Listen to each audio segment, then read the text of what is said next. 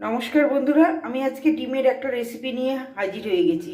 যারা ডিম পছন্দ করো তাদের জন্য একদম এই রেসিপিটা।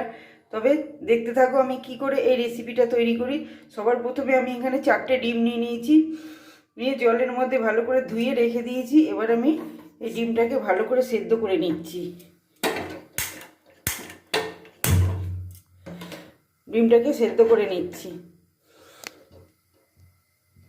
রেসিপিটা তৈরি করবার জন্য আমি এখানে বড় সাইজে 3টে পেঁয়াজ নিয়ে নিয়েছি আর 5টা কাঁচা লঙ্কা নিয়ে নিয়েছি। একদম শর্ট টাইমের মধ্যে একদম রেসিপিটা তৈরি হয়ে যাবে। একদম অসাধারণ গরম ভাতে খুব টেস্টি এই রেসিপিটা।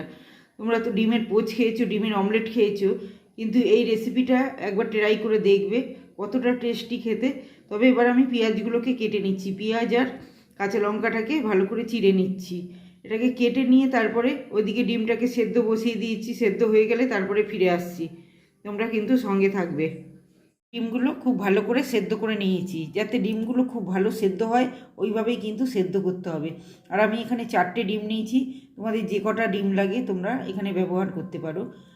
আর এদিকে আমি পেঁয়াজ আর কাঁচা লঙ্কাটাকেও কেটে নিয়েছি। এইভাবে আমি কেটে নিয়েছি পেঁয়াজটাকে আর কাঁচা লঙ্কাটাকে। আর এই রেসিপিটা বানানোর জন্য কিন্তু এই পেঁয়াজটা একটু বেশি হলে খুবই ভালো হয়, কারণ এটা দিয়েই ভাত মেখে খেতে মানে এক থালা গরম ভাতের সাথে তো মানে অসাধারণ লাগবে। মাছ মাংস ফেলে কিন্তু এই রেসিপিটা এতটাই টেস্টি লাগবে।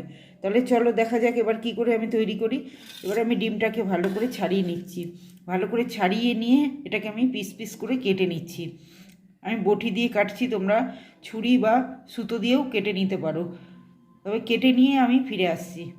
ডিমটাকে কিন্তু আমি এইভাবে কেটে নিয়েছি চাক চাক করে। একটা ডিমকে আমি 4 পিস করে করে নিয়েছি।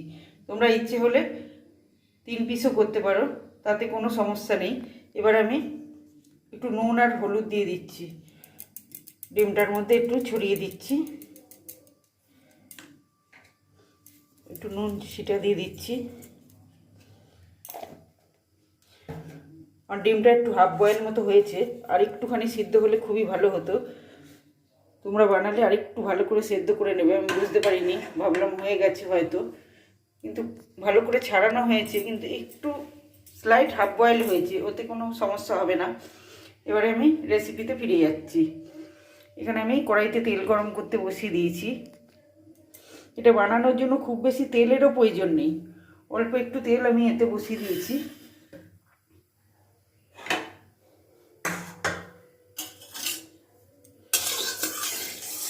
তেলটা প্রায় গরম হয়ে গেছে।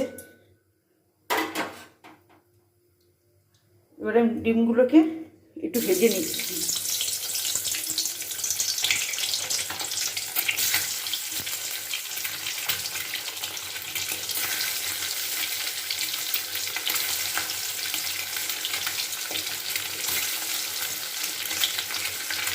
ডিমগুলোকে ভেজে নিয়ে তারপরে ফিরে আসছি। কিন্তু ডিমগুলো খুব ভালো করে আমি ভেজে নিয়েছি, দেখতেই পাচ্ছ কুসুমও বেরায়নি, কিন্তু কুসুমগুলো ওর সাথেই একদম আটকে রয়েছে আর ভালোভাবে ভাজা হয়ে গেছে। এবার কড়াইতে তেলটা গরম আছে। তেলের মধ্যে আমি এবার পেঁয়াজ আর কাঁচা লঙ্কাটাকে ভালো করে দিয়ে দিচ্ছি।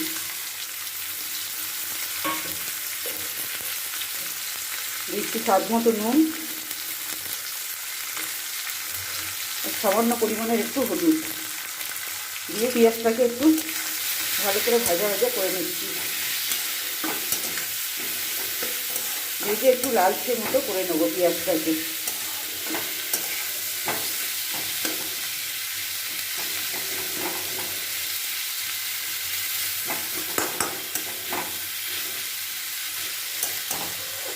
আর এই রেসিপিটা যে কোনো সবাই তোমরা ট্রাই করতে পারো।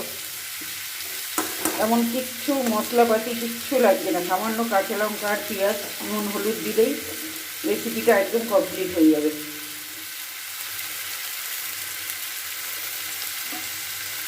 পেঁয়াজটা একটু উল্টে পাল্টে ভালো করে ভেজে নিচ্ছি, যাতে না পুড়ে যায় ওই রকমভাবেই ভাজতে হবে পেঁয়াজটাকে।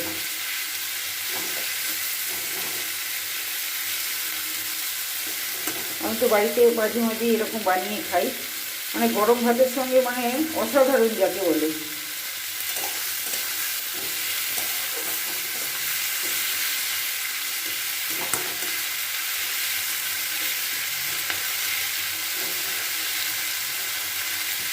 একটু লালচে করে নিয়ে ফিরে আসছি।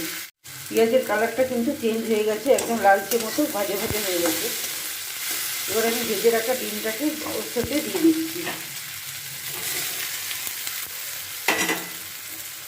দিয়ে হালকা করে একটু নাড়াচাড়া করে দিচ্ছি। এটা যতটা পেঁয়াজ দেবে খেতে ভালো লাগবে, ভাতের সঙ্গে মেখে কিন্তু একদম জমে যাবে।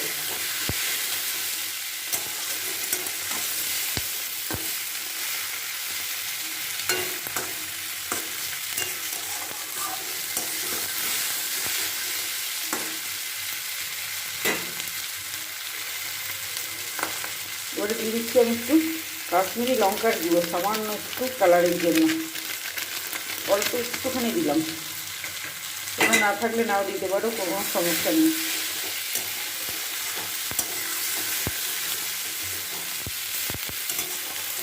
আমার রেসিপিটা কিন্তু কমপ্লিট হয়ে গেছে, আমি নামিয়ে নিচ্ছি। বন্ধুরা, আশা করি ভিডিওটা ভালো লেগেছে।